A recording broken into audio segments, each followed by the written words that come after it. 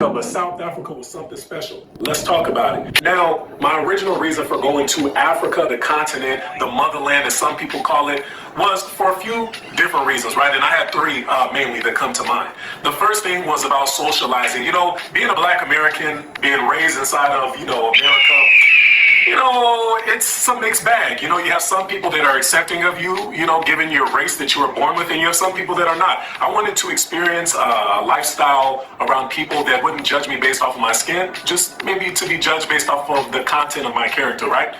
So I said Africa would be the perfect place. A lot of people look just like me. Secondly, I have to say it's because of affordability. Now, when it comes to America, man, golly, boy, it is expensive. Now, this doesn't mean that you're broke. If you would like to travel to other countries, this doesn't mean that you don't have the money to live in America, but it does mean, for the life that you may want to live, America might not be best suited. At some point they said it was the American dream. You can get a house and a car and a goldfish and 2 jets for about $20 a month. Now, we talking about maybe $1 million a month, give or take, in whichever state you in. So I said, I need to find a place that I can call home that is not going to be too taxing. Thirdly, I wanted to actually experience real culture. I mean, can you blame me?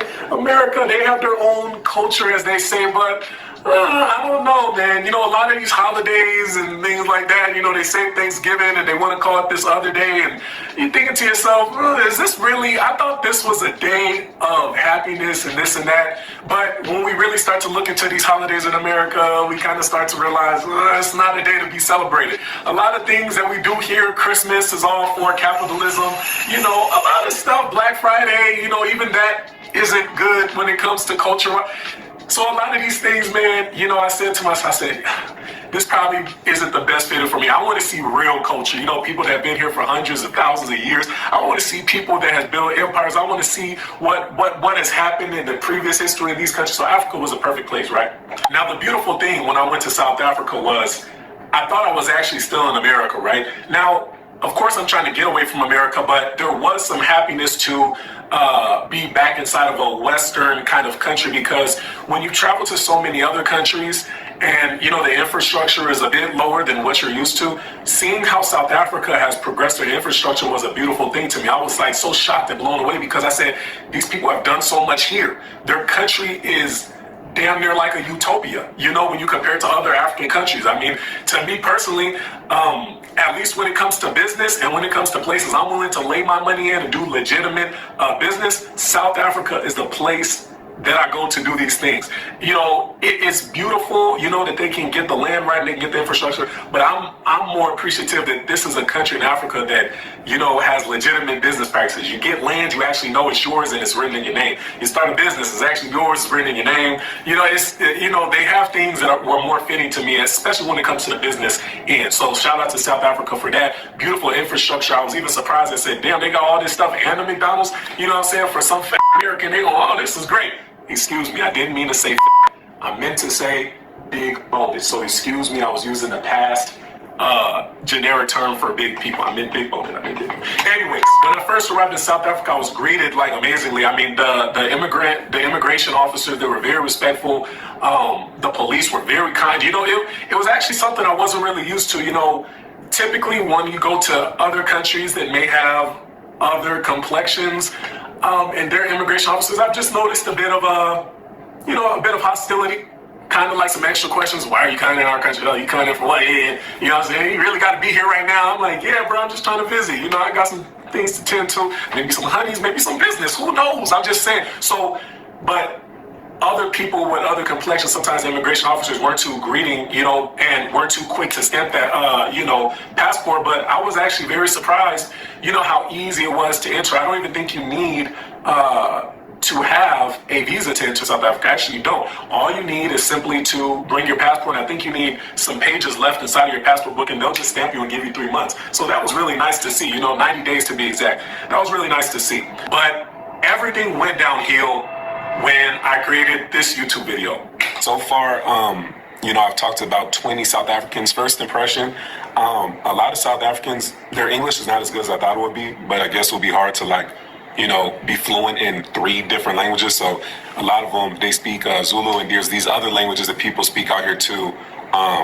I can't remember all the names for them, etc. But I just got here, y'all. I'm learning. So that's one thing. Kenyan's English is definitely way better. Kenyans can understand. So I made a video based off of the first 20 people that I ran into in South Africa. And a lot of people, I don't think, actually heard what I said in the video. And a lot of people, they're online trolls, and they were so upset and reactionary instead of actually listening to what I said. The first thing I said on this video was, I complimented South Africans because I said it must be difficult to learn 3 languages. You know, South Africans, they speak a variation of languages. I said Zulu, the other languages, and English. So I said, man, that must be hard. So I said, a lot of South Africans that I ran into from the first 20 people that I met in South Africa, I said, I don't think the English too good. Now, from what I found out in the comments, a lot of people had let me know, they said, no, some of those people that probably talked to you and you thought they were South African, they were probably Zimbabwean or coming from other countries, but just claiming to be South African. So that was a big shocker to me, right? Because these people were telling me they were South African, but regardless, got a lot of hate for that. The next issue that I got a lot of hate for was me saying this. People's vibe is pretty cool. I guess that's the third thing that I can mention. The vibes is very cool. I plan to travel around South Africa, see different parts. Number 4, there's a lot of skin bleaching. Like a lot of ladies like the skin bleaching. I'm like, wow, your skin is so beautiful. But there's no way I could convince a woman that her skin is beautiful given the fact that her environment tells her it's not, or the environment normalizes skin bleaching. So that part is a bit unfortunate.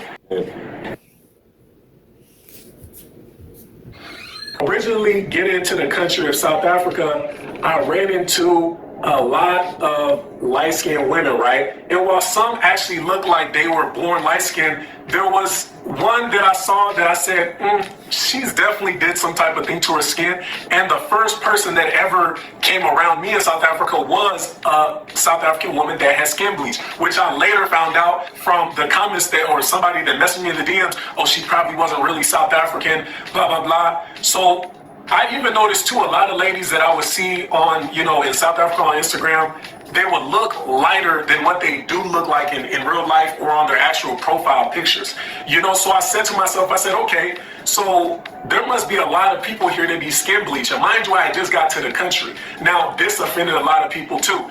I'm here on this channel to keep it raw and real. I talk about what I immediately seen, and that triggered the internet. And it's sad because I said to myself, I love my South African brothers and sisters. For the mentally stable ones and the good ones, I love them. You know what I'm saying? I don't care what variation they come in. I was treated great in real life. Online, the online internet trolls, the online internet congregation in South Africa, they had a whole issue with me. Cancel him, he's a mean guy. All this stuff.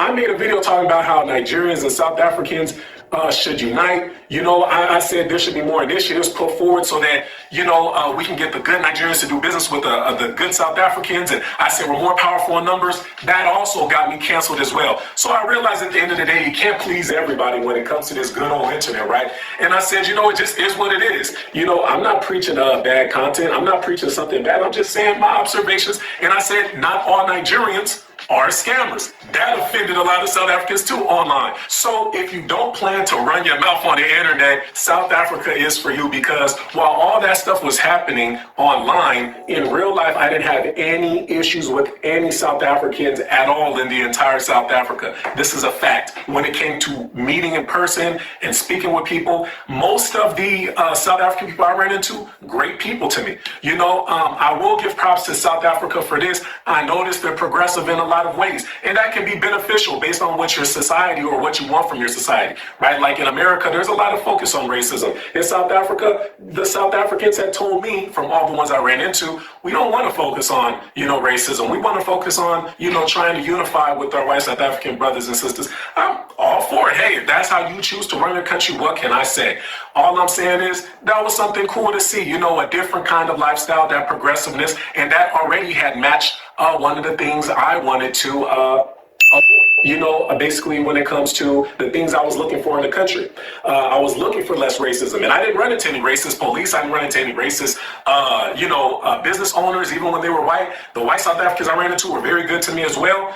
So yeah, that was one thing to knock off of the list. Another thing was affordability. Man, South Africa, and I'm going to do a whole separate video on this. If you guys want to see it early, check it out on the Patreon, patreon.com/travel. But I was able to experience the most beautiful, most amazing apartments and penthouses for a reasonable price, especially if you're an American. The price was very well fitted. So I had a good time doing that. When I talk about trying to experience great people, luckily when I went to South Africa, I was bombarded by a whole bunch of amazing South Africans that vowed to show me around and all this stuff, and they just welcomed me in with open arms. So that was really nice. I had a lovely lady come with me to Cape Town. We had a great time over there.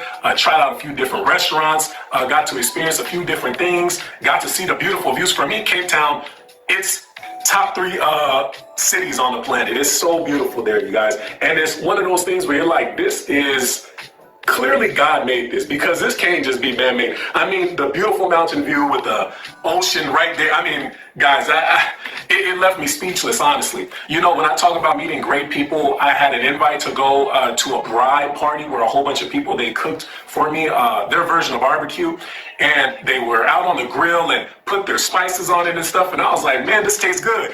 I got to learn a little bit of the culture and this little, I'm a piano dance. I ain't gonna do it. I ain't no dancer. But there was a, you know what I'm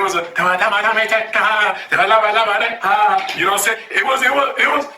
It was kind of fun. It was kind of fun. I didn't really do the dance. I left that to the ladies and the fellows, but I had a good time there. There was definitely so much to do in South Africa. I mean, clubs, history museums. I got to learn about Zulu history, which was something I was that was really on my bucket list for a while too, because I've been to a lot of countries in Africa, but the Zulu history was very important for me because of everything I learned about Zulu in America. So that was nice to see.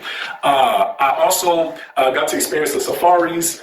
I got to experience just a nice walk on the beach, just great people. It was such a great, friendly country to go to, guys. So that's something I'll say about South Africa, at least when it comes to the great people, right? So if you're looking for a very progressive country, similar to America, but they have their own twist, you guys need to go to South Africa. The experience was one in a lifetime. I mean, man, there's many countries in Africa that are beautiful and that have their own great things and traits about them. But South Africa was something special. Definitely check it out. And, at the end of the day, all the hate comments, it's all love, And the good thing is, at least I get to leave South Africa with this amazing nickname they gave me, Vote Sick.